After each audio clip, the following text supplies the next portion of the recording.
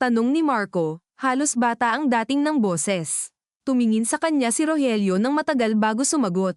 Pupunta tayo sa ospital. Nanigas si Marco. Ngayon. Oo, ngayon. Pa, baka may pulis na doon. Mas mabuti. Paano kung arestuhin ako? Kung dapat, dapat. Ang kapayakan ng sagot ay parang sampal. Ganun lang. Lumabas ang inis ni Marco, hindi man sadya. Ganun lang. Hindi mo man lang iisipin na anak kita. Putol ni Rogelio, ngunit hindi pa rin siya sumisigaw. Araw-araw ko yang iniisip, kaya nga hindi kita hahayaang lumubog pa. Tumayo siya at pumasok sa kwarto.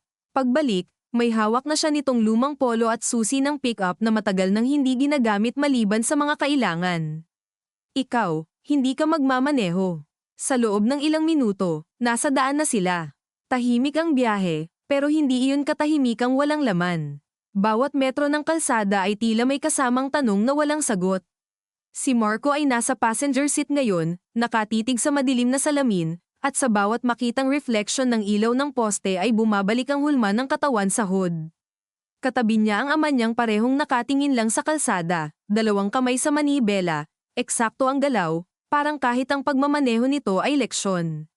Habang papunta sila sa ospital, unti-unting naiisip ni Marco ang posibilidad ng totoong mukha ng pamilyang sinaktan niya. Hindi na abstract na biktima. Hindi na simpleng delivery rider. May asawa, may anak, baka may nanay, baka may utang, baka may uniform pa sa bag na nakatupi para sa kinabukasan. At bawat detalyeng iyon ay parang karagdagang bigat sa dibdib. Pa, sabi niya ng mahina, sa tingin mo ba may mapapatawad pa? Hindi agad sumagot si Rogelio. Pagdaan nila sa isang stoplight na pula, tumigil ang pickup at pumasok sa loob ang pulang liwanag na parang warning sa buong cabin. Ang kapatawaran, sabi niya sa wakas, hindi mo hinihingi na parang resibo ng maayos na asal. Minsan, hindi ibinibigay. Minsan, kahit anong gawin mo, hindi na buo ang tingin sa'yo. Ang tanong hindi kung mapapatawad ka. Ang tanong, tatayo ka ba sa harap ng ginawa mo kahit hindi ka mapatawad? Bumaba ang tingin ni Marco sa mga kamay niya. Doon lang niya napansin na may isang manipis na hiwa sa hinlalaki niya, marahil galing sa basag na salamin kanina. Natuyo na ang dugo, pero may guhit pa rin. Napakaliit na sugat, ngunit nakakailang tingnan. Parang paalala ng gabing ito ang ilan, manipis sa labas pero malalim ang ibig sabihin. Pagdating nila sa ospital, mas malamig ang hangin sa entrance dahil sa nagbabagang fluorescent lights at sa timpla ng disinfectant at pawis ng maraming naghihintay. Ang lobby ay gising na gising kahit 10 oras na ng gabi. May naka-wheelchair na matanda sa isang sulok. May batang umiiyak habang pinapaypayan ng nanay. May guard na pilit inaayos ang pila sa information desk. Ang bawat mukha roon ay may sariling problema, ngunit para kay Marco, pakiramdam niya ay may spotlight sa kanya kahit wala namang tumitingin. Humakbang siya sa sahig na may kintab sa linis at dulas, at bawat yabag ay mabigat. Lumapit si Rogelio sa tri-age nurse at tahimik na nagtanong. Hindi agad sumama si Marco. Nakatayo lang siya ng ilang dipa sa likod, nakikinig sa boses na hindi niya maaninag ng buo dahil sa ugong ng bentilador at mga anunsyo sa speaker. Maya-maya, lumingon si Rogelio. Nasa operating room pa rin. Yung pamilya nasa corridor sa kanan. Hindi gumalaw si Marco. Tumingin siya sa direksyong itinuro ng ama niya at agad niyang nakita ang grupo sa dulo ng hallway, isang babaeng payat, nakaupo pero nakatuwid ang likod sa tigas ng pagpipigil, isang matandang babae na hawak ang rosaryo, isang batang natutulog na nakasandal sa braso ng kapitbahay. Hindi niya kailangang ipakilala kung sino ang alin. Ramdam agad niya. Hindi ko kaya, bulong niya. Kaya mo, sagot ni Rogelio. At kung hindi mo kaya, lalakad ka pa rin. Para siyang itinutulak ng sariling bigat habang papalapit sila. Ang corridor ay mahaba, malamig, at masyadong maliwanag para sa ganoong klaseng gabi. Naririnig niya ang pagkiskis ng tsinelas ng isang nurse, ang pagbukas-sara ng malayong pinto, ang mahihinang bulungan ng ibang pamilya. Lahat iyon ay parang lumalayo habang papalapit siya sa mga taong naroon dahil sa kanya. Nang ilang hakbang na lang ang pagitan, napatingin si Ana. Hindi agad siya nakilala, syempre. Nakita lang niya ang dalawang lalaking lumapit, isa matanda, isa maayos manamit pero halatang wasak ang mukha. Tumayo si Ana, automatikong nag-aalala na baka may balita. Kayo po ba galing sa doktor? Tanong niya. At doon halos mawalan ng lakas si Marco. Ang unang tingin ng asawa ng lalaking nabangga niya ay hindi galit, hindi paghatol. Pag-asa. Umaasang may sasabihin siyang makakatulong. Umangat ang lalamunan ni Marco, pero walang lumabas na salita. Naramdaman niya ang kamay ng ama niya sa likod niya, hindi mahigpit, pero sapat para hindi siya umurong. Hindi, sabi ni Rogelio ng marahan. May sasabihin lang itong anak ko. Napakunot ang noo ni Ana. Tumingin ito kay Marco ng mas matagal. Unti-unting lumamig ang mukha niya, hindi dahil nakilala niya agad, kundi dahil may naramdamang kakaiba sa paraan ng pagkakatayo nito. Si Marco ay tila nawala ng kontrol sa tuhod at huminga ng malalim, 1, 2, 3, ngunit walang sapat na hangin. Ako po paos. Kinailangan niyang lunukin ulit ang laway niya. Ako po yung nakabangga sa asawa ninyo. Sa isang iglap, nagbago ang buong paligid. Ang kapitbahay na nakaupo ay biglang napatingin. Ang matandang may rosaryo ay napaangat ang ulo. Ang mukha ni Ana ay parang pinunasan ng lahat ng kulay. Hindi agad siya gumalaw, na para bang hindi pa tuluyang nakakapasok ang mga salita. Ano? Mahinang sabi niya. Ako po ang nakabangga, ulit ni Marco, at sa bawat pag-uulit ay parang mas dumidiin ang hiya. At umalis po ako. Natakot ako. Mali po ako. Narinig niyang humigpit ang paghinga ni Ana. 1 segundo, 2, tapos sumikdaw ang buong katawan nito. Umalis ka. Ang tanong ay hindi malakas, ngunit nanginginig ang bawat pantig. Iniwan mo siya. Napapikit si Marco. Opo, bago pa siya makadagdag, tumama ang palad ni Ana sa dibdib niya. Hindi sapat para masaktan siya ng malubha, pero sapat para maramdaman niya ang puot na wala pang wastong lalagyan. Iniwan mo siya. Ngayon ay malakas na. Napaatras si Marco. Ate, wag mo kong ate. Sigaw ni Ana, at ang luha niyang kanina pa pinipigil ay sabay-sabay bumagsak. Habang kami dito hindi alam kung mabubuhay siya, iniwan mo siya sa kalsada. Muling sinubukan ni Marco magsalita, pero walang depensang pwedeng hindi tunog kadiri sa sitwasyong iyon. Dahil totoo naman, iniwan niya. Lumapit ang matandang babae at hinawakan ang balikat ni Ana, ngunit nanginginig din ito sa galit. Anak, sabi ni Rogelio sa kanya, ngunit hindi malinaw kung kay Marco ba o kay Ana. Isang nurse ang napatingin, handang lumapit kung magkakagulo. Hindi ko po ipinagtatanggol ang sarili ko, sabi ni Marco sa wakas, at ramdam niyang totoo iyon kahit kapos. Nandito po ako para umamin. Para harapin. At kung ano pong kailangan. Putol ni Ana. Napatawa siya ng maikli, mapait, halos baliw sa pagod. Kailangan kong buhayin mo siya. Kaya mo ba yun? Tumusok iyon ng diretso. Walang sagot, walang tamang linya. Sa dulo ng koridor, bumukas ang pinto ng operating room area at lumabas ang doktor na may takip pa sa buhok at mask na nakababa sa baba. Lahat ay sabay na palingon. Tumigil ang oras. Lumapit si Ana, nanginginig ang tuhod. Dok, tumigil ang doktor sa harap nila. Kita sa mata nitong pagod na. Na-stabilize po namin siya for now, sabi nito. Pero critical pa rin. May matinding head injury. Kailangan pong bantayan sa Aiko. Parang biglang bumigay ang katawan ni Ana. Napahawak siya sa pader at napaiyak ng tahimik, iyong iyak na pagod na ang laman, hindi na sigaw kundi pagtagas ng buong pagkatao. Ang biyenan niya ay napausal ng salamat sa Diyos, sabay hawak sa rosaryo ng mas mahigpit. Si Marco ay nakatayo lang, ngunit sa halip na guminhawa, mas lalo siyang dinurog ng balitang buhay si Joel. Dahil habang may pag-asa, mas buo ang bigat ng utang na dala niya. Hindi pa tapos ang kaparusahan. Hindi pa tapos ang paghaharap. Hindi pa tapos ang pagkakataong mas lalo pa niyang masira ang lahat. At sa unang pagkakataon, naintindihan niyang maaaring iyon na mismo ang pinakatarungang mangyari. Maya-maya, lumapit ang doktor kay Ana para ipaliwanag ang mga susunod na oras, at kahit hindi naman si Marco ang kinakausap, bawat salitang naririnig niya ay parang direktang iniukit sa balat niya. Critical pa rin po ang lagay. Kailangan nating obserbahan ang brain swelling.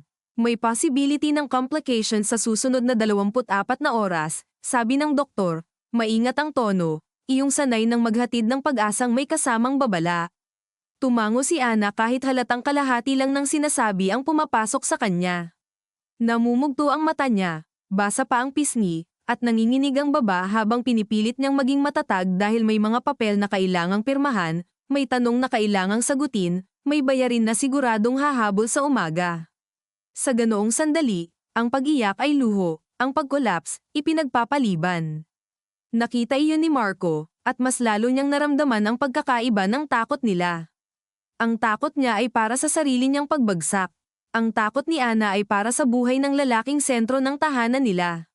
Sa dulo ng koridor, humakbang si Rogelio palayo at kinindatan ng bahagya ang anak, hindi bilang pag-aliw kundi parang paalala, tumayo ka dyan, huwag kang babagsak sa sarili mong hiya, hindi pa ito tungkol sa'yo.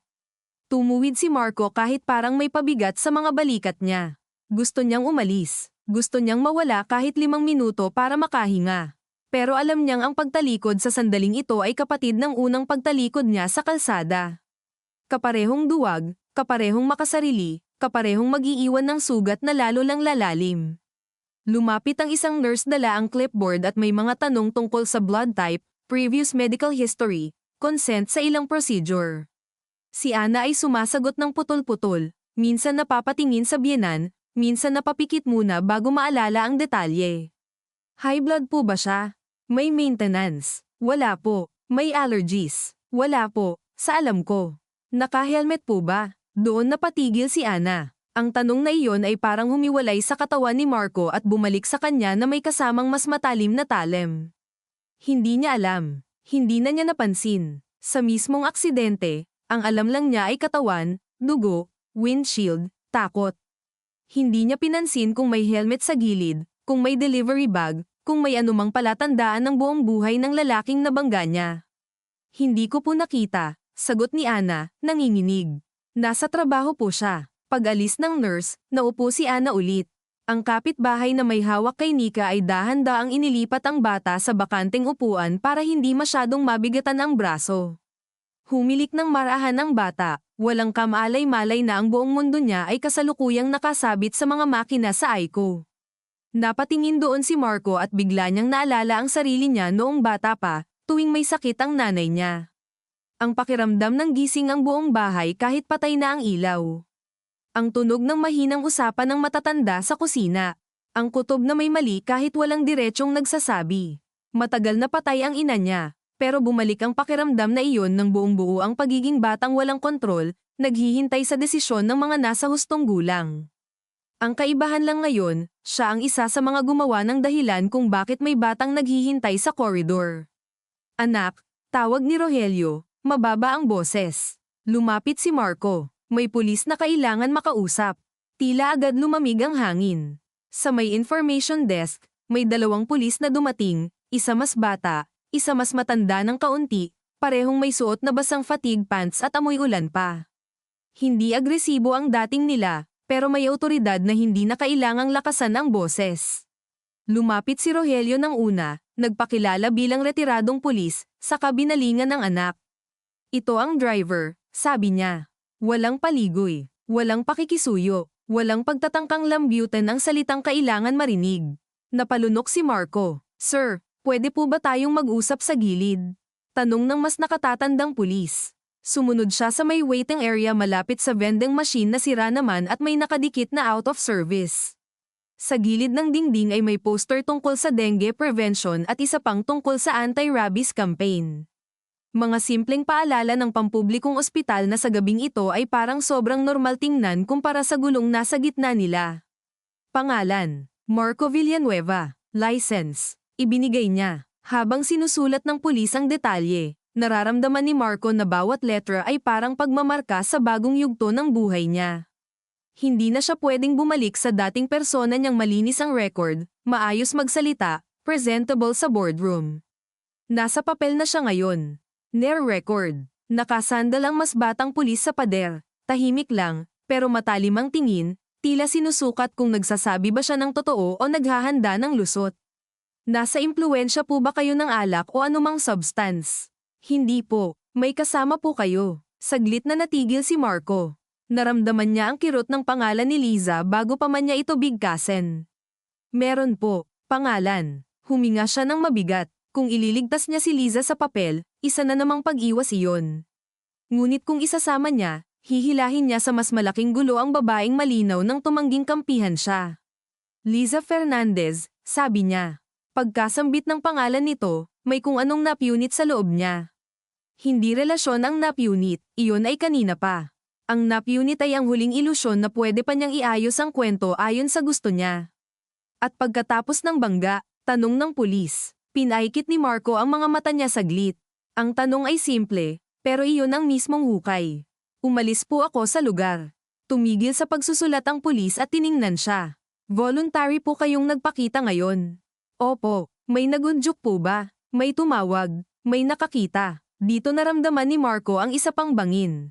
Kapag binanggit niya si Nestor, lalawak ang usapan. May extortion, may dashcam, may ebidensyang hawak ng kung sino. Pero kung hindi niya babanggitin ngayon, lalo siyang masasadlak pag lumabas iyon sa ibang paraan. Narinig niya ang mahinang pag-ubo ng ama niya sa likod, hindi bilang senadorias, kundi parang pagpapaalala lang na naroon ito at nakikinig. May tumawag po sa akin. Sabi may dashcam siya at gusto niya akong pagkakitaan. Kumunat ang noo ng pulis. Name, Nestor lang po ang binigay. May contact ka. Ibinigay ni Marco ang number, ang address, ang buong pangyayari sa lumang building. Habang sinasabi niya iyon, nakakaramdam siya ng kakaibang pagkahilo, hindi dahil sa takot lang kundi dahil malinaw na ngayon kung gaano karaming dumi ang kumapit sa isang gabing nagsimula lang sana sa simpleng dinner. Pagbalik nila sa koridor, mas mabigat ang pakiramdam kaysa kanina. Tiningnan siya ni Ana nang dumaan siya pabalik. Hindi na siya sumigaw. Mas masahol. Wala nang malaking eksena. Wala nang hampas ng palad, kundi isang tinging puno ng tanong na hindi matatapos sa isang gabi. Paano mo nagawa? Gaano ka kadaling umalis? Ilang beses mo nang pinili ang sarili mo bago pa ito? Hindi kailangang sabihin iyon ng malakas. Nasa mukha na. Umupo si Marco sa dulo ng koridor, malayo ng kaunti sa pamilya. Hindi para umiwas kundi dahil alam niyang wala siyang karapatang makisiksik sa gitna ng kanilang paghihintay. Ang upuan ay malamig at matigas. Sa itaas, ang ilaw na fluorescent ay may bahagyang pitik na tila sisubog na pero hindi naman. Sa ganoong mga lugar, ang oras ay hindi sinusukat sa orasan kundi sa pagbukas ng pinto, sa paglapit ng nurse, sa pagtunog ng cellphone na may bagong balita, sa pagdala ng papel na kailangang pirmahan. Hindi niya alam kung gaano katagal siyang nakaupo roon. Minsan nakatungo siya, minsan nakatitig sa sahig, minsan pinapakinggan lang ang mga yabag at mga bulong. At sa katahimikang iyon, mas lumakas ang sarili niyang isip. Naalala niya ang unang beses na tinuruan siya ng ama niyang magmaneho, mga 18 anyos siya noon, sa bakanteng lote sa Novaliches. Huwag ka lang marunong humandar, sabi noon ni Rogelio habang nakapulupot ang seatbelt at nakakunot ang noo sa kaba na ayaw aminin. Mas importante marunong kang huminto. Noon, simpleng practical advice lang iyon tungkol sa pagpreno. Ngayon, bumalik iyon bilang hatol. Marunong siyang humandar, marunong siyang magtrabaho, magpresenta, makipag-usap sa mga kliyente, magplano ng buhay, umakyat sa corporate ladder. Pero hindi siya marunong huminto sa tamang sandali. Hindi siya huminto ng masagasaan ng hangganan sa pagitan ng aksidente at kasalanan. Hindi siya huminto ng unahin ang takot kaysa responsibilidad. At ngayon, lahat ng inaral niyang pag-aayos ng mga problema ay walang silbi laban sa katotohanang may taong nasa Aiko dahil sa kanya. Bandang madaling araw, lumapit si Rogelio na may 2 paper cup ng kape mula sa vending stall sa labas. Inabot niya ang isa sa anak nang walang salita. Tinanggap iyon ni Marco at agad napaso ng bahagya ang daliri sa init. Hindi ka makakatulog, sabi ng ama niya, nakaupo sa katabing upuan. Hindi ko rin naman balak. Humigop si Rogelio. Pag sumikat na ang araw, magsisimula na ang totoong bigat. Tawag ng opisina, tawag ng abogado, balita, usapan ng pamilya, lahat yan darating. Tumitig si Marco sa itim na kape. Alam ko, hindi mo pa alam. Wala iyong yabang. Pahayag lang ng taong mas matagal nang nakakita ng pagbagsak ng tao. Ang hindi mo pa alam, may bahagi sa iyo na gugustuhin kontrolin ulit ang kwento. Pipilitin mong isipin kung paano liliit ang danyos. Paano babango ang pangalan. Paano maiiwasan ang kulong. Lahat yan natural. Pero tandaan mo, tuwing uunahin mo yang mga yan kaysa sa katotohanan, babalik ka lang sa kalsada kung saan mo siya iniwan. Hindi sumagot si Marco. Unti-unti niyang pinisil ang paper cup hanggang bahagyang ma-deform ang gilid. Pagalit ka ba sa akin? Naramdaman niyang bata ulit siya sa pagtanong na iyon. Hindi pinapansin ang legal, ang moral, ang lahat, kundi ang pinakaubod na pangangailangan na malaman kung tuluyan na ba siyang naputol sa nag-iisang taong hindi basta bumibitaw sa pamilya. Matagal bago sumagot si Rogelio. Oo, sabi nito. Diretso. Galit ako. Nasusuklam ako sa ginawa mo. Pero hindi kita iiwan. Nag-init ang gilid ng mata ni Marco, at kinailangan niyang tumingin sa malayo para hindi tuluyang maluso sa harap ng ama niya. Ang linyang iyon ay hindi kapatawaran. Hindi rin pagtatanggol. Mas mabigat pa nga dahil may kasamang obligasyon. Manatili, humarap, dalhin. Sa kabilang dulo ng koridor, gumalaw si Nika at bahagyang nagising. Umupo ang bata ng mabagal, naguguluhan ang mukha, sabog ang buhok, at agad hinanap ang ina sa tingin. Mama, mahina niyang tawag. Lumapit agad si Ana at lumuhad sa harap niya. Andito ako, anak, nasaan si Papa? Tanong ng bata, hilom pa ang mata. Sa sandaling iyon, halos tumigil ang lahat kay Marco. Hindi niya narinig ang ibang tunog. Hindi niya naramdaman ang sarili niyang paghinga. Nakatingin lang siya sa bata na naghihintay ng sagot na dapat hindi na niya kailanman pinwersang itanong sa ganitong lugar. Hinaplos ni Ana ang buhok ng anak. Nasa doktor si Papa. Inaayos siya. Uuwi ba siya? At doon napapikit si Ana, isang iglap lang, ngunit sapat para makita ni Marco ang lawak ng pagod at takot. Nagpapagaling siya, sagot niya. Hindi iyon oo. Hindi rin hindi. Iyon ang sagot ng nanay na pinipilit pang buuin ang umaga bago pa ito dumating. Napatingin si Nika sa paligid at saka napansin si Marco. Hindi niya alam kung sino ito, pero madalas matalas ang kutob ng mga bata. Tumingin lang siya ng ilang segundo, saka kumapit ng mas mahigpit sa ina. Napayuko si Marco. Sa loob niya, may mabigat na desisyong unti-unting nahuhubog, hindi mula sa kaginhawaan ng pagiging tama kundi mula sa malinaw na pagkaunawa na anuman ang piliin niya ngayon, may masisira. Kung ay lalaban niya ang sarili ng buong lakas, baka may matira sa karera, sa pangalan, sa kinabukasan niya, pero tuluyan niyang ipapako ang sarili sa anyong unang tumakbo. Kung haharapin niya ng buo, baka mawala sa kanya ang halos lahat ng binuo niya sa loob ng mahabang panahon, at baka hindi pa rin siya patawarin. Ngunit sa dalawang pagpipilian, isa lang ang may kahit maliit na pag-asang hindi siya tuluyang mabulok mula loob. Pagsikat ng kaunting liwanag sa bintanang mataas ng koridor, dumating ang unang tawag mula sa opisina. Nakita ni Marco ang pangalan ng boss niyang si Aris sa screen.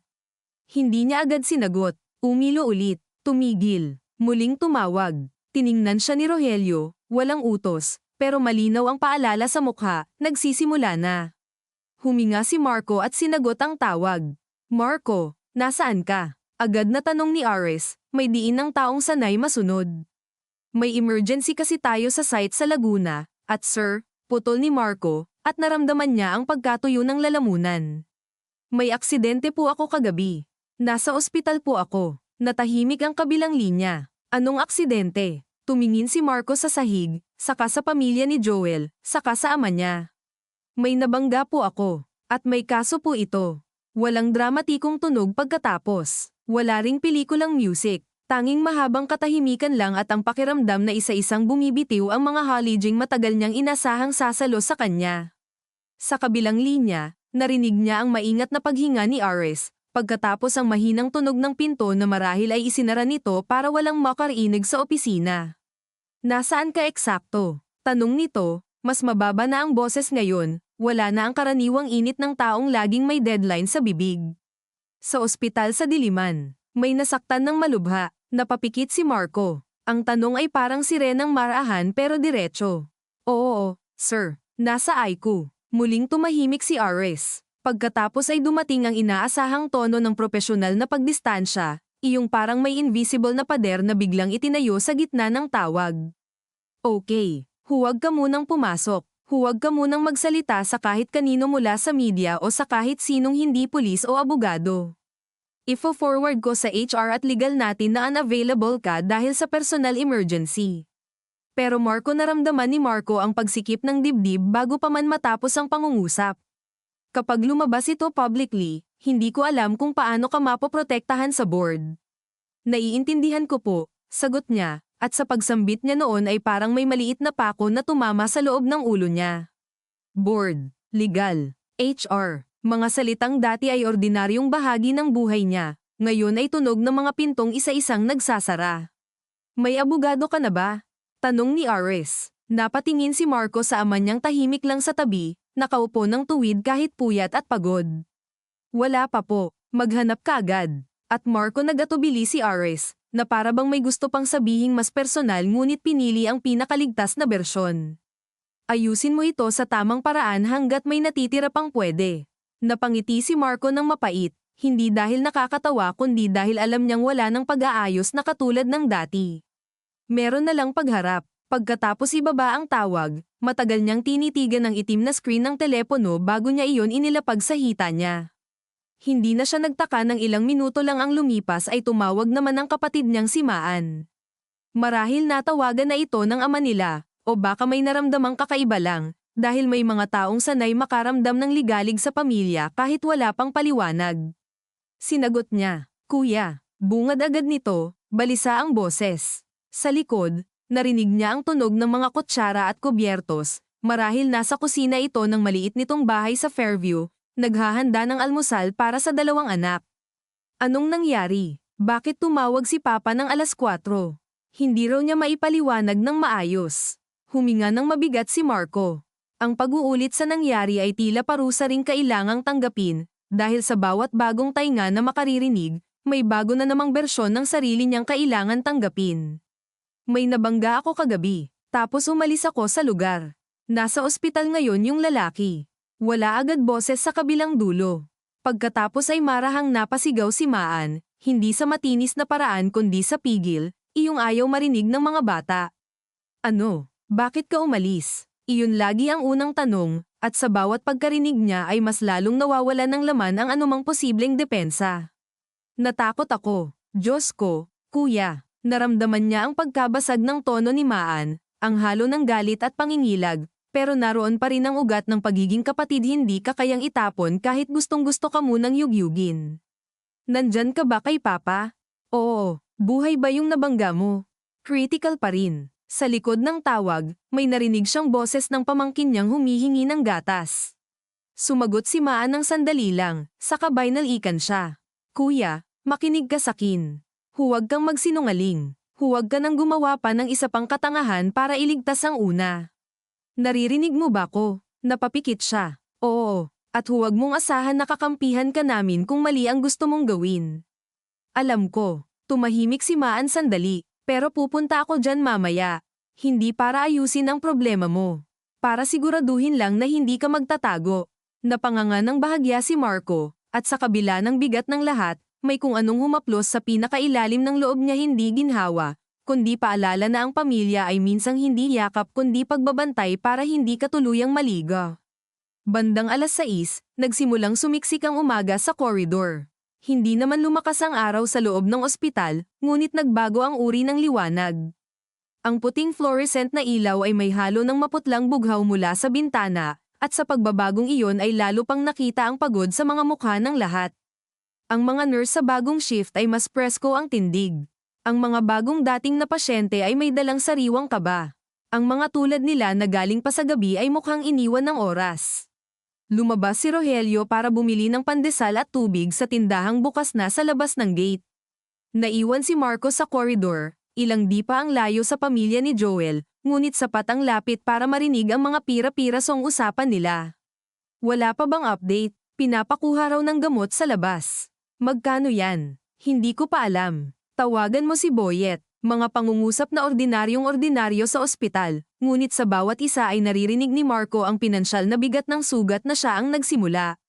Hindi lang buhay, hindi lang batas, kundi perang kukunin kung saan-saan, utang na ililista, alahas na posibleng isanla, kapitbahay na lalapitan, kamag-anak na hihingan.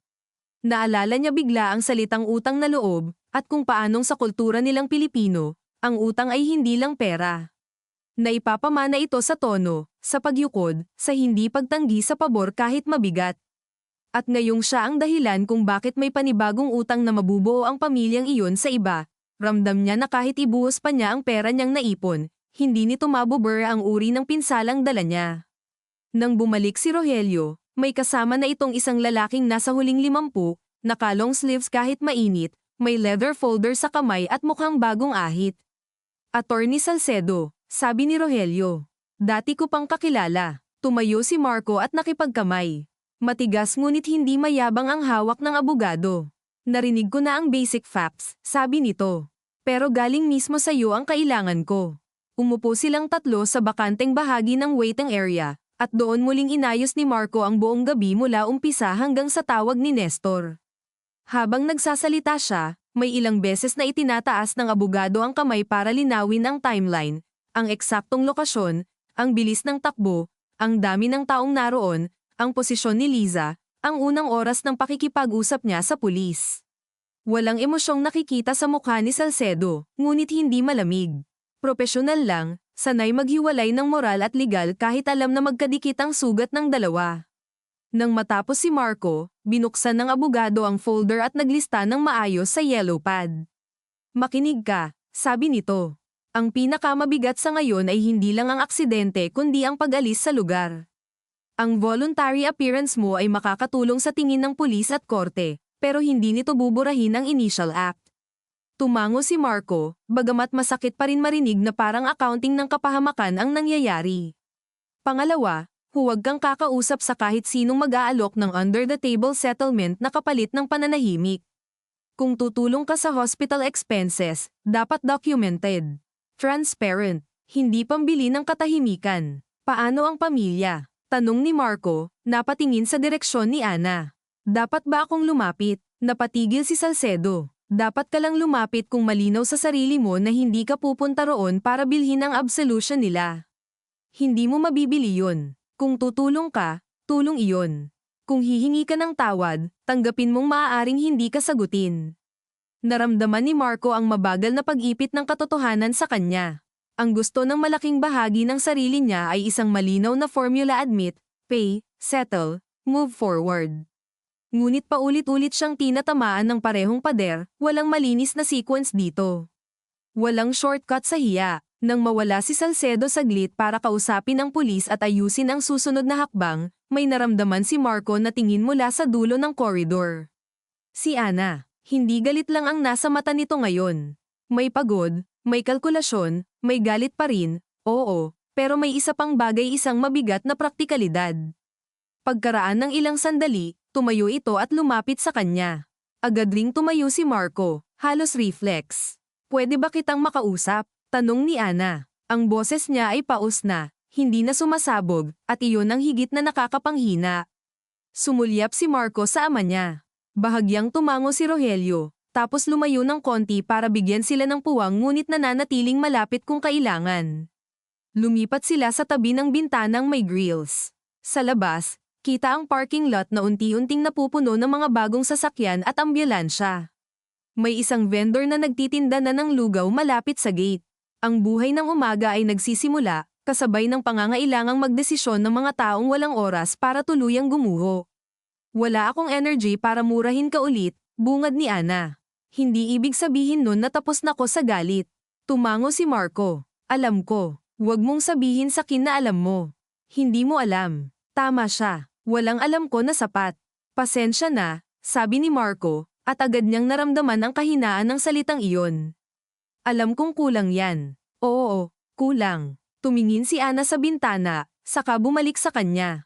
May anak kami. Grade 1. May hulog kami sa motor. Nagrerenta kami. Yung asawa ko, kahit may lagnat, pumapasok kasi kada araw na hindi siya bumiyahe, may kulang sa pagkain. Naiintindihan mo ba yan? Pinilit ni Marco na huwag umiwas ng tingin. Hindi ko po kayang lubos na maintindihan ang pinagdadaanan ninyo. Pero gusto kong akuin yung gastos sa ospital. Humigpit ng bahagya ang panga ni Ana. Hindi dahil gusto mo ng tawad. Hindi po. Totoo iyon. Kahit alam niyang may parte pa rin sa kanya na desperadong hinahanap ang kahit anong senyales na may iwan pang tulay pabalik sa pagiging tao. At hindi dahil gusto mong umatras kami sa kaso. Hindi po, ulit niya, mas diretso. Kahit anong desisyon ninyo sa kaso, tutulungan ko po kayo sa gastos. Tiningnan siya ni Ana ng matagal, parang hinahanap ang kaunting pagliyad, ang maliit na butas ng panlilinlang. Madaling sabihin yan ngayong nandito ka at may tatay kang nakabantay, sabi niya. Tingnan natin pag lumabas na ang balita. Pag may abogado ka na. Pag may mga taong magsabi sa iyong protektahan mo sarili mo. Napayuko si Marco ng bahagya dahil alam niyang totoo rin iyon. Hindi pa nagsisimula ang mas mababangis na boses mula sa labasang mga taong magsasabing huwag basta umamin sa ganito, huwag masyadong magbigay, mag-ingat sa president, isipin ang future, isipin ang leverage. Ang unang laban ay hindi lang sa korte o sa pamilya ni Joel, kundi sa sarili niyang likas na ugaling gustong kontrolin ang damage. May isa pa, sabi ni Ana. Yung kasama mo kagabi, babae. Nanlamig si Marco. Oo, sino siya? Fiancé ko po. Hindi na niya tinuwid ang salitang fiancé kahit hindi pa sila formally engaged. Sa tono ng buhay nila, ganoon na rin naman ang tingin ng karamihan. Nandoon siya nung umalis ka. Opo, at hinayaan ka niya. Ang tanong ay hindi simpleng usisa. Isa iyong paghahanap ng hugis ng kasamaan, gusto niyang maintindihan kung anong klaseng mga taong nakabangga sa buhay nilang pamilya. Hindi, sagot ni Marco. Ayaw niya rin. Ako ang nagdesisyon. Bumaba ang tingin ni Ana, at sa unang pagkakataon ay parang may dumaan na kakaibang lungkot sa mukha niya, hindi para sa sarili lang kundi para sa lahat ng relasyong kayang sirain ng isang maling sandali.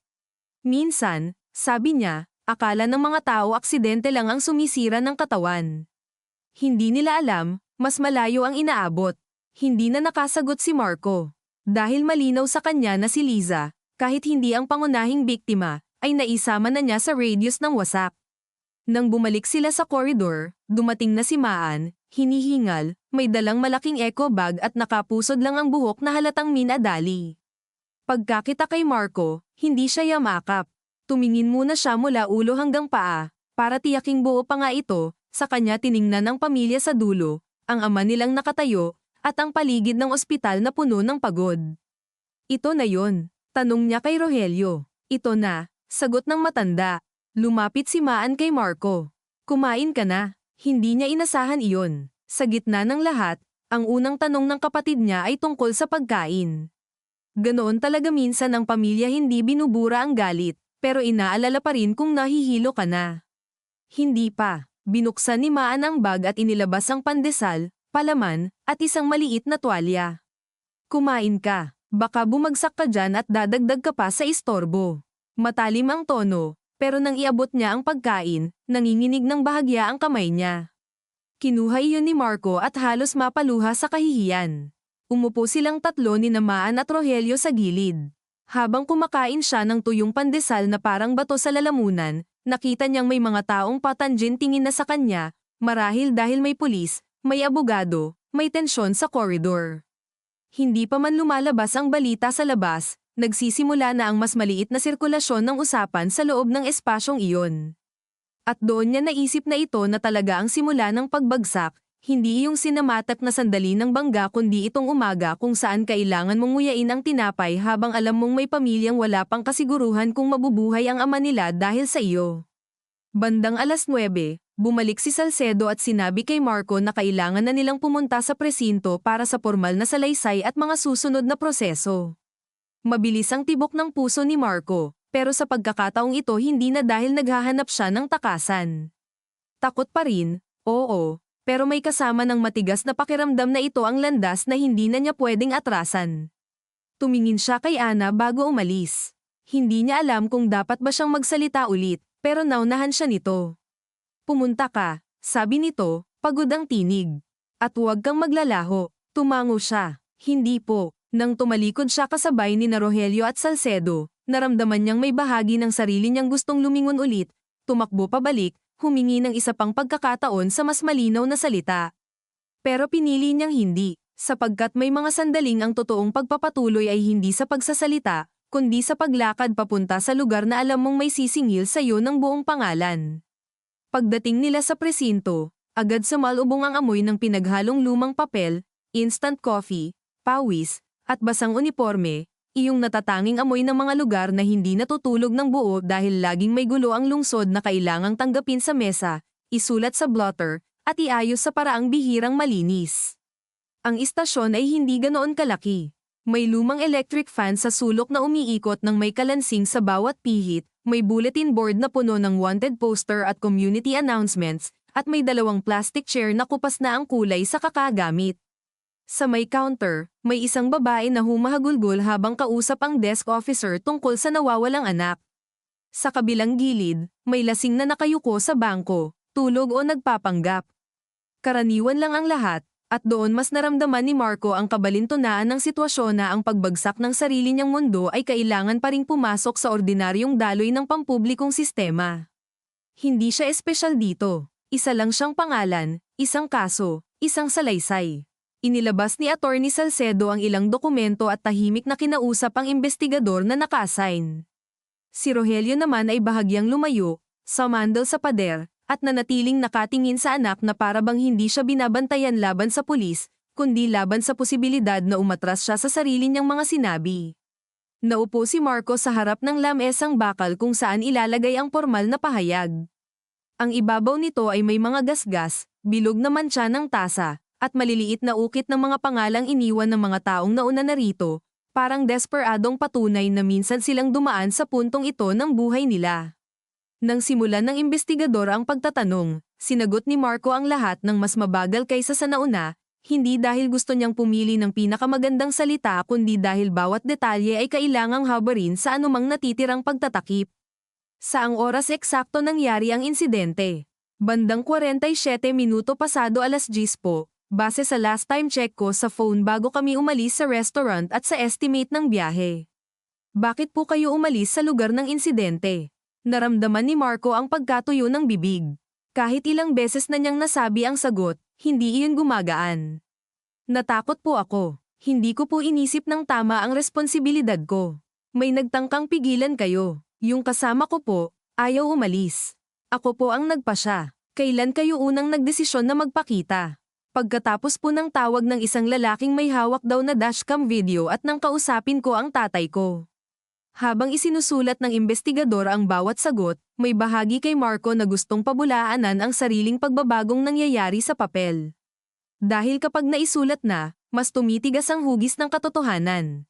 Hindi na iyon memorya na pwedeng tabunan ng ibang memorya. Record na iyon. At sa bansa kung saan maraming bagay ang nadadaan sa pakiusap, kilala, at pagod ng mga tao sa paghahabol ng hustisya, ang pagkakaroon ng record ay isang maliit ngunit mabigat na pag-ako. Ilang beses siyang pinatigil ni Salcedo para siguruhing malinaw ang chronology. Hindi siya pinagsinungalingan ng abogado. Hindi siya tinuruan ng palusot. Pinapino lang ang anumang pwedeng pagmulan ng maling interpretasyon. Nang matapos ang salaysay, nilagdaan iyon ni Marco gamit ang kamay na bahagyang nanginginig pa rin. Habang umiikot ang ballpen sa papel, naisip niya na marahil ganoon din ang pakiramdam ng tuluyang pagpasok sa isang silid na alam mong mahirap ng labasan, walang dramatic na lagapak ng pinto, kundi simpleng tunog ng pirma sa papel. Pagkatapos noon, kinausap siya ni Salcedo sa gilid. Hindi pa ito katapusan ng legal process, sabi nito.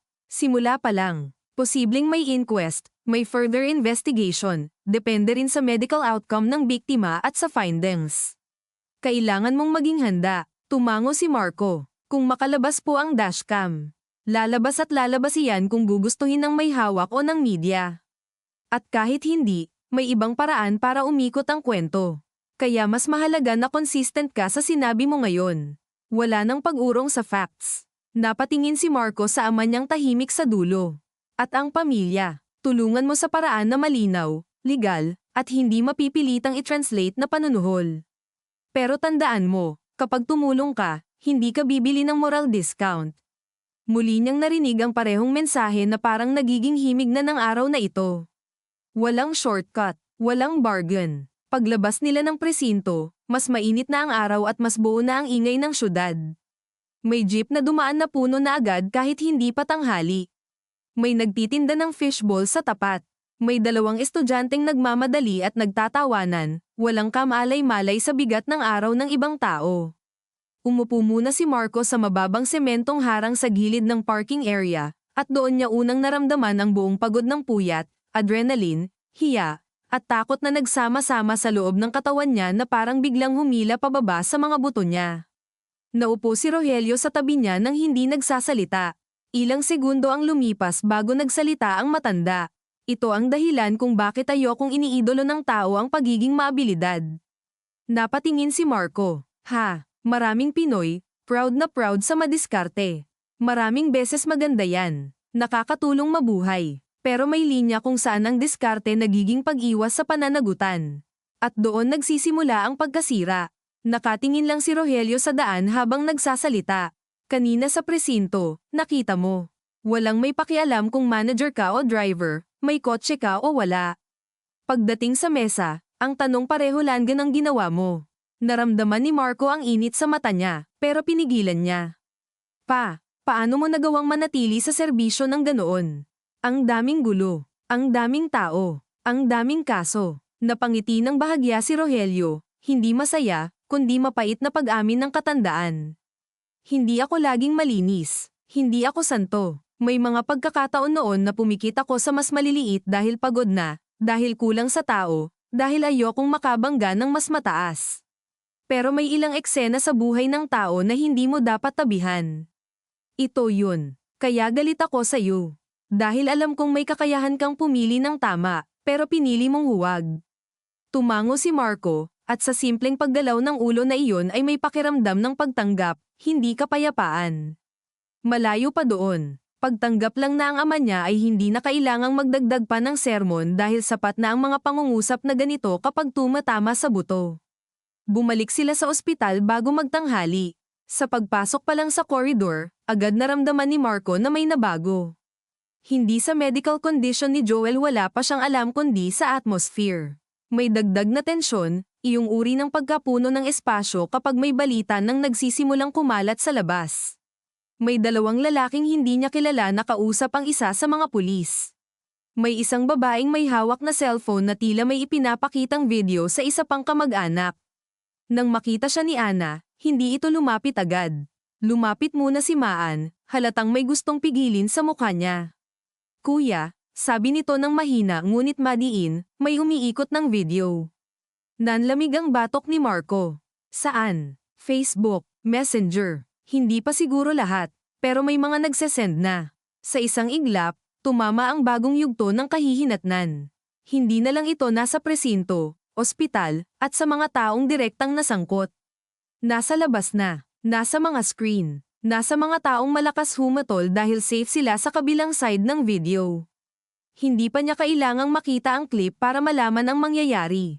Ang freeze frame, ang grainy na ilaw, ang ulan, ang itim niyang SUV, ang katawan sa kalsada, ang mga comment na mabilis, galit, minsan tama, minsan sobra, pero pare-parehong makakadikit sa pangalan niya kung matutuntun iyon. Nakita mo na, tanong ni Maan. Umiling si Marco. Ayaw niya munang makita, pero alam niyang duwag ding huwag tingnan. Kinuha niya ang cellphone at ilang segundo niyang tinitigan ang mga notification na nagsimulang dumami: group chats, missed calls, unknown numbers, mensahe mula sa mga katrabaho, mula sa college barkada na matagal nang hindi nagparamdam, mula kay Liza. Doon siya natigilan. May mensahe si Liza na isang linya lang, pupunta ako sa ospital. Hindi niya alam kung gaano nakatagal iyon naroon. Hindi na siya nakasagot bago pa man marinig ang mahihinang yabag ng babae sa likod nila.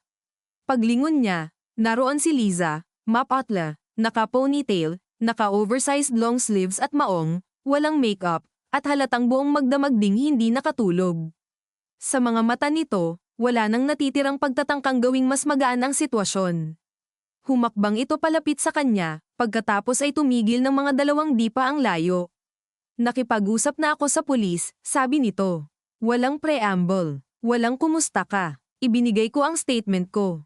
Tumango si Marco ng dahan-dahan. May kung anong napunit at bumagsak sa loob niya, pero kasabay nito ay may maliit na bahagi ring nagsabing tama. Salamat, napailing si Liza, tila nainis sa salita. Huwag mo kong pasalamatan. Hindi ko ginawa yon para sa'yo.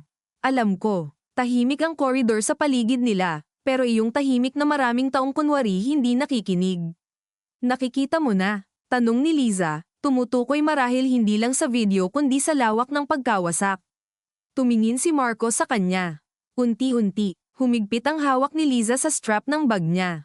Hindi kita kilala kagabi. Hanggang ngayon, hirap pa rin akong tanggapin na ikaw yun. Pero nandito ako dahil kailangan kong makita kung hanggang saan ka talaga aabot sa pagharap.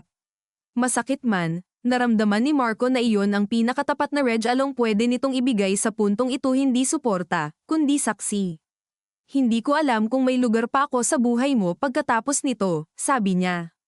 Hindi iyon scripted. Lumabas lang. Napatingin si Liza sa sahig saglit bago siya sumagot. Wala muna tayong pag-uusapan na ganyan ngayon.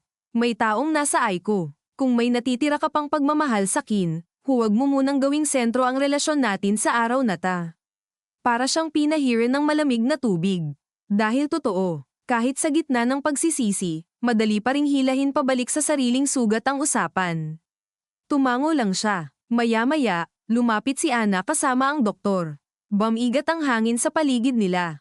Kayo po ba si Marco Villanueva? Tanong ng doktor, maingat ngunit hindi malambot. Opo, nagpaalam po si Mrs. De La Cruz na kayo ang sasagot sa ilang immediate medical costs habang naka-admit si Mr. Joel De La Cruz. Kailangan po natin ng written undertaking at deposit para sa ilang gamot at tests na hindi available sa stock. Napatingin si Marco kay Ana. Ang mukha nito ay hindi mapagkumbaba at hindi rin nakikiusap sa personal na paraan. Iyon ang mukha ng isang taong ayaw sana humarap sa mismong dahilan ng problema pero pinipilit dahil praktikal ang buhay. Gagawin ko po, sagot ni Marco. Ngayon din po, pero malinaw, sabi ni Ana, diretso ang tingin, hindi dahil may obligasyon akong gawing magaan ang pakiramdam mo. Opo, at hindi ibig sabihin nun na hindi nakita pananagutin. Opo. Sa paulit-ulit na tugon niyang iyon, pakiramdam ni Marco ay para siyang tinatapyas ng pino sa dating ugaling gusto pang magpaliwanag. Walang paliwanag na kailangan sa puntong iyon. May gawain lang, may dapat bayaran, may papeles, may pila. Sumama siya sa bilang section kasama si Maan dahil si Rogelio ay naiwan sa koridor at si Liza ay pinili munang lumayo. Sa bilang office, ang init ay iba sa init ng labas, iyong siksik na init ng maraming taong sabay-sabay ang pangangailangan at iisa ang bintana. May buntis na nakaupo sa gilid, pawis na pawis. May lalaking nakikipagtalo sa cashier tungkol sa kulang na refund. May matandang walang kasama na hawak lang ang envelope ng mga raise 8 niya at paulit-ulit na nagtatanong kung saan pipirma. Habang pumipila si Marco, naramdaman niyang unti-unting lumiliit ang dating takot niyang mawalan ng reputasyon sa harap ng isang mas konkretong katotohanan. Ang buhay ay lubhang mahal kapag nasira, at ang sistema ay bihirang handang sumalo sa mga taong wala namang malaking ipon. Nang marinig niya ang halagang kailangan agad, hindi siya natigilan dahil hindi niya kaya. Kaya niya. At iyon ang isa pang anyo ng hiya na kaya niyang ilabas ang ganoong halaga sa loob ng ilang minuto samantalang ang pamilyang iyon ay marahil kailangang tumawag muna sa 10 tao para mangalap ng katumbas ng maliit na bahagi nito. Habang pinipirmahan niya ang undertaking, naisip niya si Joel na hindi niya pa nakikitang malinaw bilang tao. Hindi pa niya alam ang tunog ng boses nito, ang paraan nitong tumawa, ang relasyon nito sa anak, ang paborito nitong ulam, ang inis nito sa traffic, ang pangarap na ipinagpapaliban kada buwan. At marahil iyon ang panghabang buhay na marka sa kanya na nasira niya ang isang buong tao sa gabing hindi man lang niya ito nakilala. Pagsapit ng hapon, nakalipat na sa Aiko si Joel at pinayagan si Ana na sumilip saglit. Pagbalik nito, mas mapatla ang mukha, parang may bahagi sa kanya ang naiwan sa loob ng silid ng mga makinang humihinga para sa iba. Umupo siya at hindi agad nagsalita. Lumapit si Nika. Nakaka-rating lang mula sa fast food na pinagdalhan ng kapitbahay para makakain at mahimasmasan, at humawak sa tuhod ng ina. Mama, nakita mo si Papa.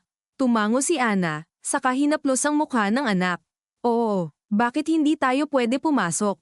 Nagpapahinga si Papa. Ang bata ay tumingin sa pinto ng Aiko na parang iniisip kung anong klaseng pahinga ang may bantay at makina. Sa tagpong iyon, hindi na kinaya ni Marco ang manatili sa mismong harap nila. Lumayo siya ng bahagya sa koridor at tumayo sa may bintana sa dulo, kung saan kita ang traffic sa labas at ang mga tao sa waiting shed na walang ideya sa nangyayari sa ikatlong palapag ng gusaling ito. Sumunod si Liza pagkaraan ng ilang minuto. Hindi sila magkatabi agad. Pareho silang nakatingin sa labas. Nakapagbigay na ako ng statement, ulit niya, mas mahina ngayon. Sinabi ko na pinigilan kita. Dapat lang. At sinabi ko rin na natakot ako. Napabuntong hininga si Marco. Natural lang. Hindi. Sabi ni Liza, saka humarap sa kanya. Ayoko nang gawing natural ang takot na hindi kumikilos. Natakot ako, oo. Pero ang mas kinatatakot ko ngayon, Marco, baka sa loob ng maraming taon, hindi ko na mapagkatiwalaan ang sarili kong judgment sa mga tao. Hindi agad siya nakasagot. Ang linyang iyon ay mas masakit kaysa hindi kita kilala, dahil ito ay tungkol sa pinsalang lampas sa gabing iyon. Nasira hindi lang ang tingin niya sa kanya, kundi ang tiwala ni Liza sa sariling kakayahang pumili ng taong mamahalin. Pasensya na, sabi niya, at alam niyang paulit-ulit na itong wala ng gaanong silbi, pero iyon lang ang tapat na mayroon siya. Tumingin si Liza sa mga dumadaang sasakyan sa labas. May mga bagay na hindi na naayos ng sorry. Alam ko. At may mga bagay na kahit anong gawin mo, hindi na babalik sa dati. Alam ko rin. Tumango si Liza, sa kamarahang pumikit, parang may pinal na desisyong bumaba sa loob niya. Pag natapos na ang kailangang gawin dito, uuwi ako sa kapatid ko sa Pasig. Huwag mo muna akong hanapin. Ang muna ay naroon, ngunit hindi iyon pangakong may pagbabalikan. Isa lang iyong pag-amin na hindi pa kayang pangalanan ang huling hugis ng pagkasira. Ramdam ni Marco ang bigat ng pagkawala bago pa man tuluyang mangyari iyon. Ngunit wala siyang karapatang pigilan ito. Sige, sabi niya. At salamat sa pagpunta. Tumingin si Liza sa kanya, pagod at malungkot.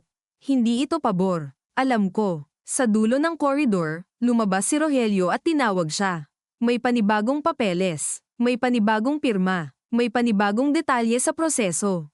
At habang lumalakad siya palayo sa bintana, alam niyang nagsimula ng magsara ang isang buong buhay na kilala niya dati at mabubuksan ang panibagong hindi niya kontrolado. May mga pagdinig, may mga bayarin, may mga nawawalang relasyon, may mga umagang gigising siyang dala pa rin ang tunog ng bangga at ang mukha ng batang naghihintay sa Aiko door. Ngunit sa gitna ng lahat, may isang bagay na hindi na niya ibibigay sa sarili niyang takot, ang karapatang muling tumalikod. Kinagabihan, bumigat ang ulap sa labas ngunit hindi na umulan, at ang kakaibang katahimikan ng lungsod matapos ang trapik ng hapon ay pumasok sa ospital sa anyo ng mas malalamig na pasilyo, mas mahihinang boses, at mas malinaw na pagod sa mga mukhang buong araw nang nakikipagtalo sa takot. Nasa Aiko pa rin si Joel. Hindi pa rin ligtas. Hindi pa rin tapos. Ngunit iba na ang uri ng paghihintay sa ikalawang gabi. Kung ang unang gabi ay puno ng pagkataranta at pagkabigla, ang sumunod ay puno ng mas malalim na pasaninang pagbibilang ng gastos, ang pag-usad ng kaso, ang pag-ikot ng video sa social media, ang pagdating ng mga mensahe mula sa mga kamag-anak na hindi mo naman pwedeng sagutin isa-isa dahil hindi mo pa nga alam kung ano ang sasabihin sa sarili mo. Nakaupo si Marco sa may koridor, hindi na sa dulo kundi medyo malapit na sa pamilya ni Joel. Hindi dahil komportable na siya, kundi dahil natanggap na niyang wala ng saysay ang paulit-ulit na pagpoposisyon kung saan mas mababa ang hiya. Dala niya ang isang envelope ng mga resibo, Xerox ng mga dokumento, at listahan ng gamot na pinakuha sa labas. Sa tuwing may ipinapaabot si Ana sa kanya, tahimik niya iyong ginagawa.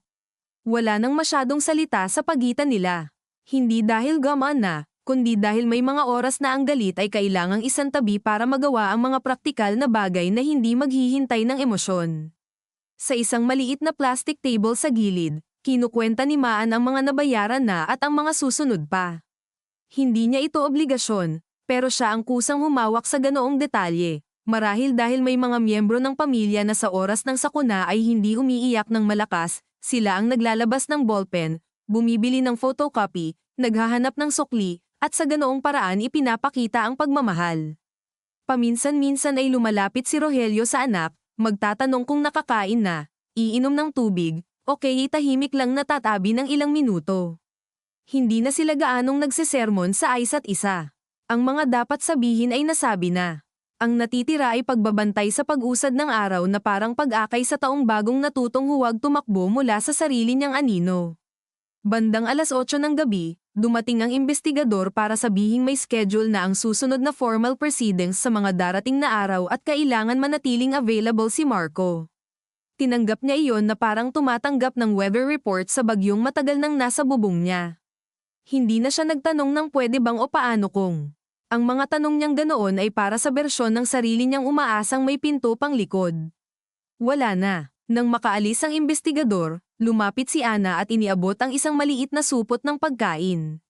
May extra lugaw, sabi niya nang hindi nakatingin diretso.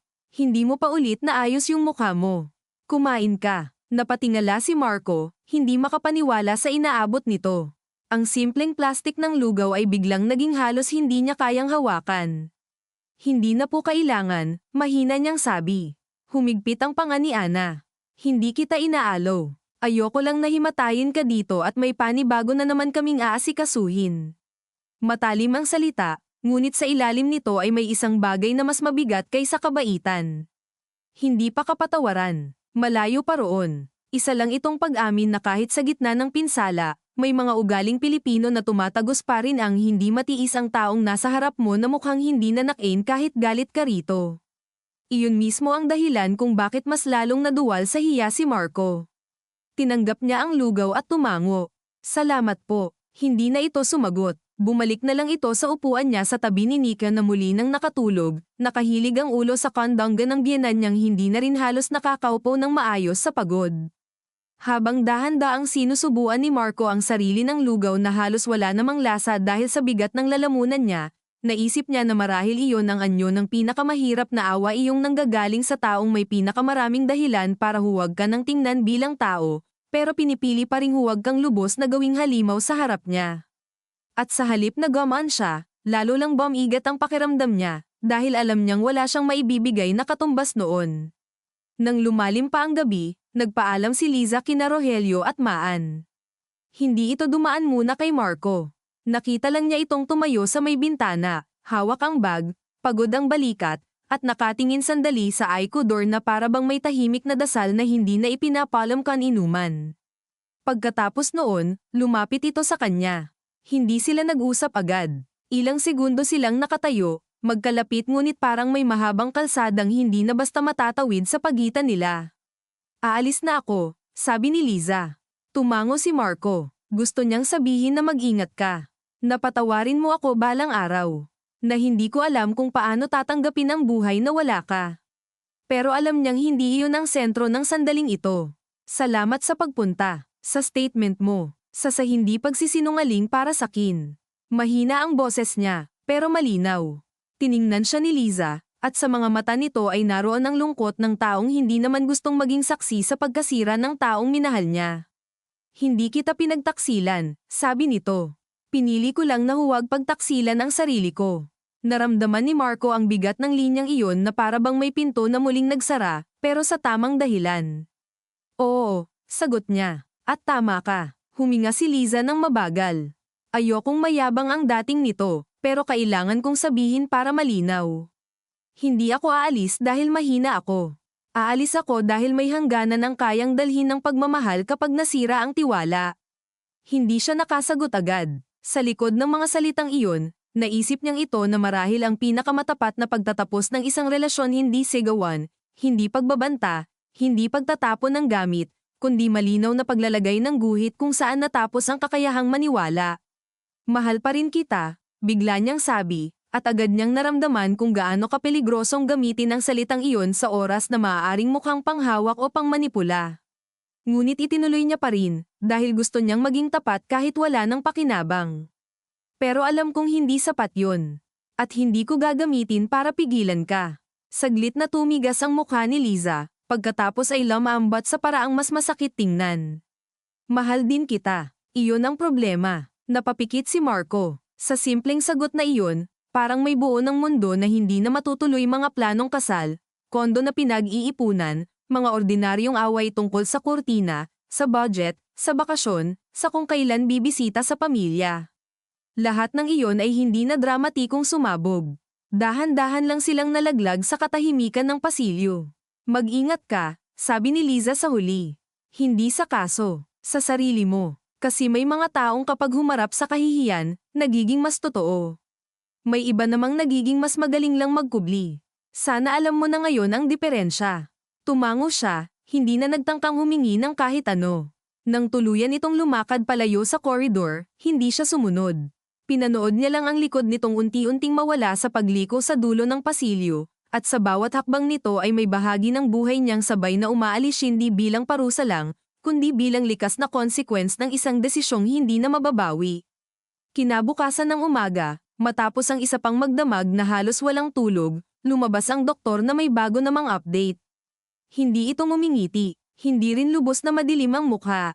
Ang ganitong klase ng balita, Naunawaan na ni Marco sa 2.5 araw na pakikinig, ay kadalasang mas mabigat dahil hindi ito mahuhulog sa simpleng okay o hindi okay.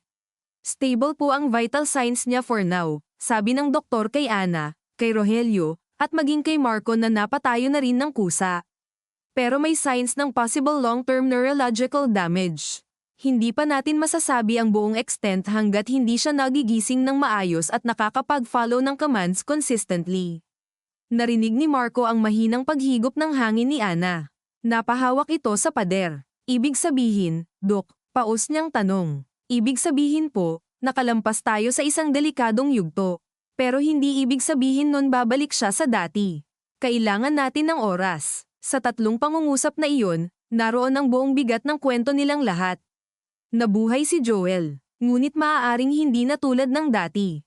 Maaaring makakalakad, maaaring hindi, maaaring makakapagsalita ng maayos, maaaring hindi agad, maaaring makakabalik sa trabaho, maaaring hindi kailanman. At sa bawat maaaring ay may panibagong uri ng pagluluksa. Hindi sa isang taong nawala, kundi sa bersyon ng taong maaaring hindi na bumalik ng buo. Umiyak si Ana, pero hindi katulad ng unang gabi. Hindi ito iyong iyak na takot sa agarang pagkawala. Ito iyong iyak ng taong nauunawaan ng hindi natatapos sa paghinga ang laban. Niyakap siya ng biyenan niya.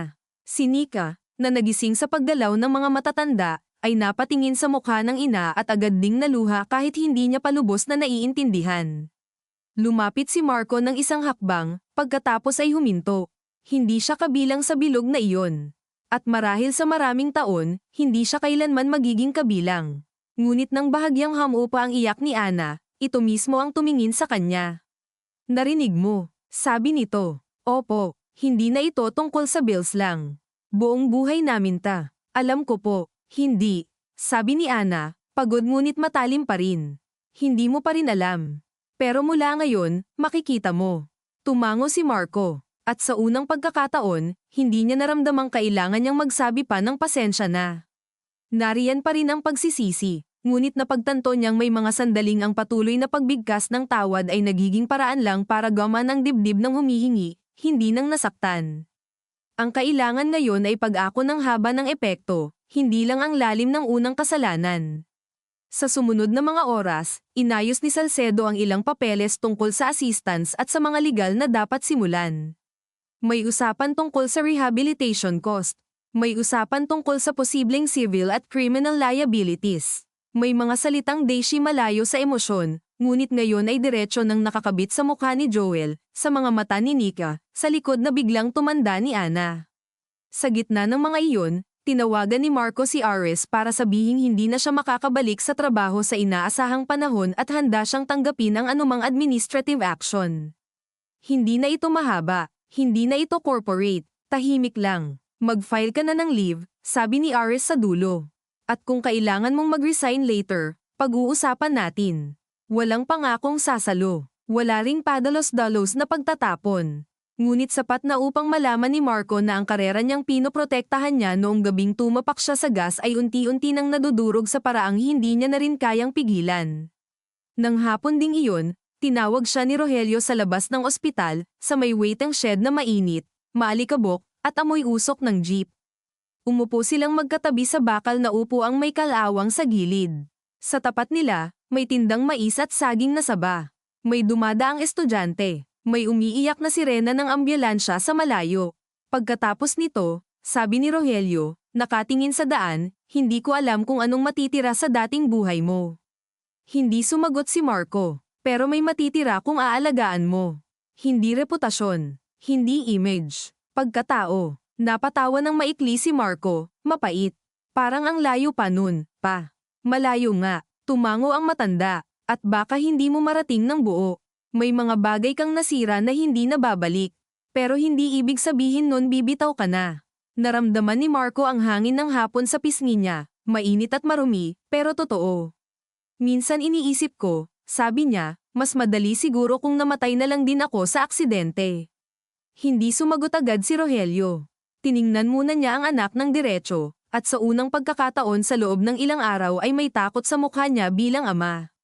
Huwag na huwag mong gagawing luho ang pag-iisip na yan, mahina ngunit matigas niyang sabi. Madaling gustuhin ang pagtakas na ganyan kapag sira na ang tingin mo sa sarili mo. Pero hindi yan pagbabayad. Pag-iwas pa rin yan. Ang parusa mo ngayon ay mabuhay nang hindi tumatakas sa ginawa mo. Napabuntong hininga si Marco at napayuko. Tama na naman. Nakakapagod kung gaano kadalas tama ang mga pinakamasakit na salita.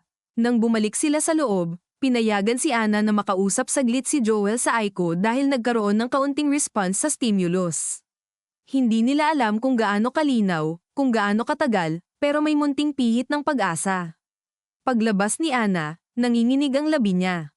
Narinig niya yata ako, bulong niya, parang takot mabasag ang mismong sinabi kapag nilakasan. Hindi ko sure, pero parang gumalaw yung daliri niya. Umiyak ang biyenan niya. Si Nika ay ngumiti sa unang pagkakataon sa buong maghapon, bagamat halatang hindi pa rin lubos na nauunawaan ang ibig sabihin. Sa isang sulok, napapikit si Marco at saka dahan-daang huminga. Hindi iyon ginhawa. Hindi rin pag-aangking may bahagi siya sa anumang mabuti. Ngunit sa loob ng malawak na kapangitan ng gabing sinimulan niya, may maliit na puwang na binuksan ng posibilidad na marinig ni Joel ang boses ng pamilya niya, na baka kahit paano ay hindi tuluyang maputol ang mundong iyon. Bago maggabi, lumapit muli si Ana kay Marco. Pagod na ang mukha niya, pero mas buo ang tindig. Hindi kita mapapatawad ngayon, sabi niya. Baka hindi bukas. Baka hindi rin sa susunod na taon. Hindi ko alam. Tumingin lang si Marco at pinilit huwag magmadaling magsalita. At hindi ibig sabihin na dahil nabayaran mo ang ilang kailangan namin, okay na tayo. Walang okay. Opo, sabi lang niya. Pero, dagdag ni Ana, at dito bahagyang nanginig ang boses niya, kung totoo kang haharap hanggang dulo, huwag mong hayaang ang anak ko paglaki niya ay ang version lang ng kwento na nakita niya sa video. Huwag mong ipakita sa mundong pwedeng manakit tapos magtago ang may pera at koneksyon. Kung may natitira ka pang dangal, doon mo simulang patunayan. Napalunok si Marco. Nararamdaman niya ang bigat ng hiling na iyon na hindi naman talaga hiling kundi utos ng moral na wala siyang karapatang tanggihan. Gagawin ko po, sabi niya, at sa unang pagkakataon mula nang mangyari ang lahat, hindi iyon tunog pangako para gaman ang loob ng kausap. Tunog iyon ng pasyang alam niyang araw-araw niyang kailangang ulitin sa sarili kahit walang pumapalakpak, kahit walang sumusubaybay, kahit tuluyang mawala ang maraming bagay. Nang gabi ring iyon, habang nakaupo siya mag-isa sa dulo ng koridor at pinagmamasdan ng ilaw ng Aiko door na paulit-ulit magbukas at magsara, naunawaan niyang wala nang malinaw na eksenang magsasabing tapos na ang kwento. Walang sandaling biglang babalik sa dati ang lahat. Walang hukom na isang bagsakan ang magbibigay ng kahulugan sa lahat ng sakit. Ang mayroon lang ay mga susunod na araw na may hearing, therapy, bayarin, pagbisita sa ospital, pagkawala ng trabaho, pag-uwi sa bahay na wala na si Liza, at mga umagang gigising siyang dala pa rin ang tunog ng isang katawan na bumagsak sa hood sa gitna ng ulan. Ngunit sa lahat ng iyon, may isang bagay na unti-unti niyang hinahawakan, hindi bilang absolution kundi bilang paraan para hindi na tuluyang lumubog, ang pag-unawa na ang totoo at maruming anyo ng pagbabayad ay hindi isang dramatikong pagtanggap ng kaparusahan, kundi ang paulit-ulit na pagpili na manatili sa harap ng pinsalang ginawa mo, kahit walang kasiguruhan na may darating na kapayapaan. Sa loob ng Aiko, si Joel ay humihinga pa. Sa koridor, ang pamilya niya ay gising pa. Sa dulo ng pasilyo, nakaupo pa rin si Marco, hindi na naghahanap ng madilim na pintong lalabasan, kundi nakatingin lang sa liwanag na malamig at walang awa, at sa unang pagkakataon, hindi na rin niya hinihiling na patayin iyon.